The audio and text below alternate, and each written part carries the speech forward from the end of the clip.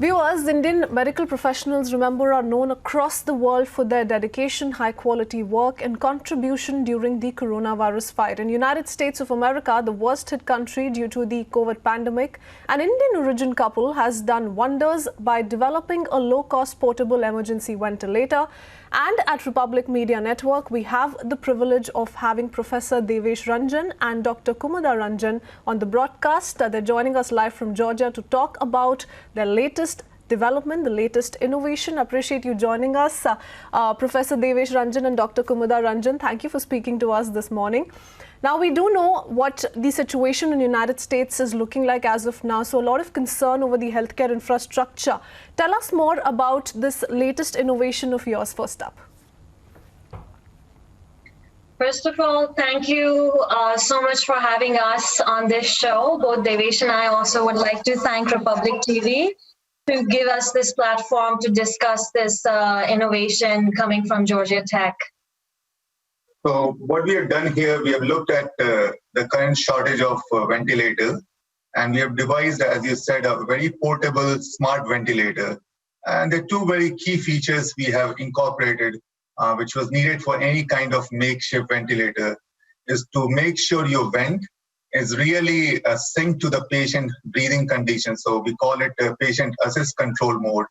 And the second one, which we were hearing about a lot of challenges with people treating the patient, was about barotrauma. So you want to make sure you're not forcing a high number of tidal volume in a person so their lung can burst. So we have added a protection mechanism which is called overpressure protection mode.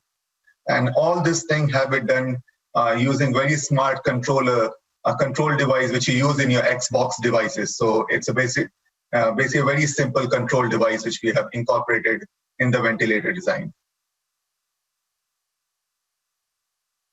Yes. You know, we've been speaking to several doctors, healthcare workers from United States. We've constantly been putting out those voices as well, and this looks like a brilliant initiative. What exactly prompted you to go ahead with this? Because I'm sure it came with its own set of challenges as well. And how long did it really take to come up with this model? So first I'll say for challenges at home, when your wife is going to work every day and looking at the COVID-19 patient, it really brings you a discussion at home that what we can do at this time to help the patient, and to help in this case areas which might not be fortunate to have these kind of medical devices. In the US, they were struggling with keeping touch with what the number of ventilator we needed with the patient numbers increasing. So we looked at challenges, we looked at what Italian physicians were doing. And even in India, I saw a lot of people were trying to develop what we call a splitter for ventilators. So you can use one splitter to split a ventilator for 2 or 4 patients. So our idea was, when I talked to her, was to develop something which is robust and could be easily made in a large amount of numbers. So, you know, as a physician, we're seeing COVID-19 cases in our hospital facilities, and looking at the data that was coming from global networks saying that there's going to be a dire shortage of these ventilators.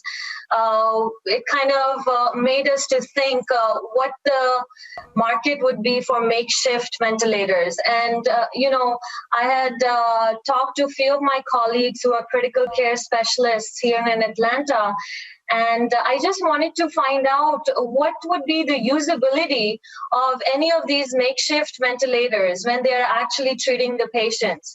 And to be honest, their response was, if these makeshift ventilators don't have adequate patient monitoring system, real-time monitoring system in place, they would actually not be comfortable using that ventilator. So that kind of made us stop and think that, you know, designing automated BVM and doing, you know, a forced breathing is not really the goal of this smart ventilator. The smart ventilator should be able to provide those two you know, clinical features as to patient assist control mode, as Devesh mentioned, and also the overpressure protection mode, because patients who are being treated on these vents for COVID-19, most of them come into this acute respiratory failure.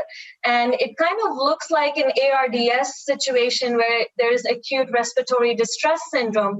Basically, your lungs stiffen up and you're not really able to breathe.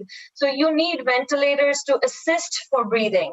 And at that time, if you don't have these emergency vents that can actually make the breathing more natural, you are essentially have to do more sedation for the patient, and it's going to be harder for specialists to wean off the patient from the vent. So it was very critical for us to design a smart vent with these features.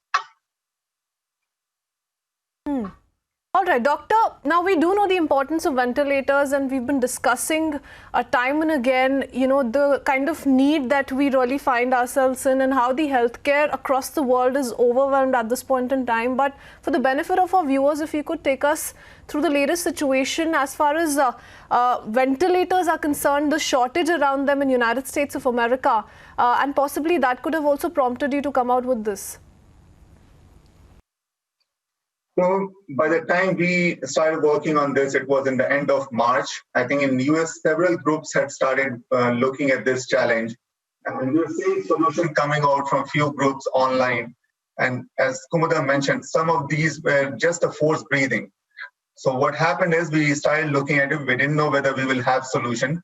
But within 3 weeks, our team was able to produce a prototype in conjunction with taking it to hospitals around Atlanta area, getting feedback from the respiratory therapists and the ICU doctors. So by the end of April, we have this device with the things going on with the hospital approval, trying to make sure that the conditions which we required from patient treatment is implemented there. At that point, we started looking at different manufacturers who will be taking this through the regulatory bodies who will require them to have approval. So in the US, we have been partnering with a couple of companies we are looking at to make this device. But at the same time, Ford and others came in the market with the government asking them to create these ventilators using the Medtronic and other design. So in the US, the numbers were coming up. So we knew at that point with the second wave of coronavirus going to Asian and African market, there's a big need to make sure we produce this in large numbers. And these devices has to be independent of supply chain. We learned very quickly supply chain is the biggest concern with manufacturing these devices. You have to think about using things locally. How do you make vent which could be interchangeable with the things which are available in that location? So those were the real key parameters we have looked at and really motivated our design. It's a very modular system.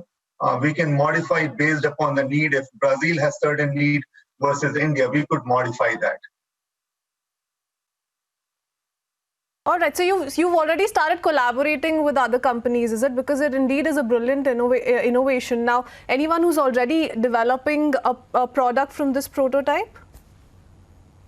So there are 3 different companies we are in good collaboration right now. So 2 is Renew Group from Singapore. We have been working with for some time now, and they're trying to look at how do you move it through the Singapore HSA process, which is similar to FDA in US.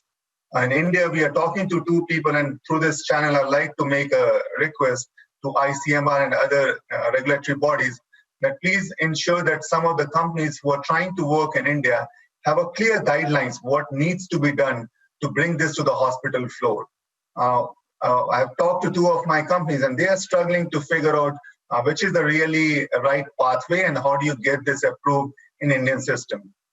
Apart from India, we're also working with a couple of collaborators from Ghana and Brazil right now. As you all know, that Brazil has been hit very hard. Absolutely.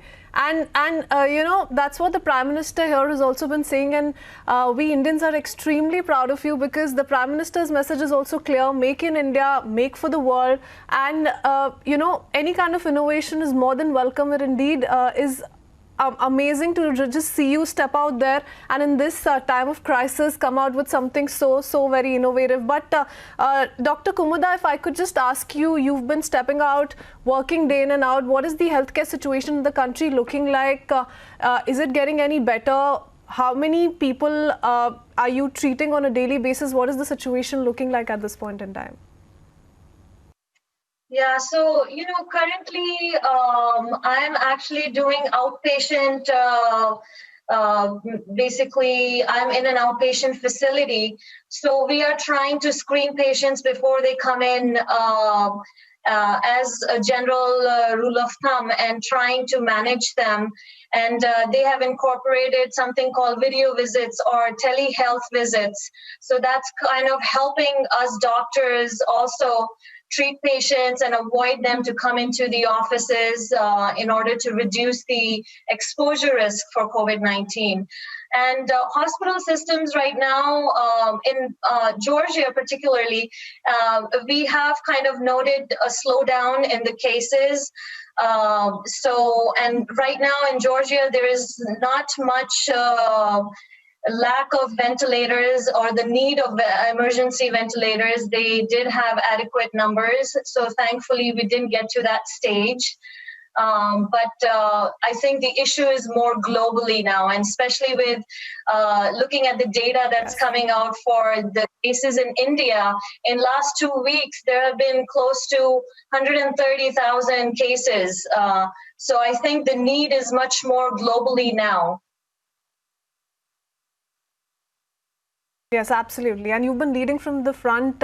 Thank you so very much for that. And both Professor and Dr. Kumuda for speaking to us this morning and sharing that brilliant idea with us. So we're hoping that this turns out to be a huge success. The idea behind your innovation is simple: to make healthcare more affordable and accessible. And thank you so very much for speaking to us. Thank you so much. And through your channel, I just want to make one last request. I would like to ask people to continue to practice social distancing and good hand hygiene and personal hygiene to really stem the advances of this virus and stem the pandemic. Thank you. Thank you. Oh, yes, that's very important. Thank you so much. Thank you. Thank you.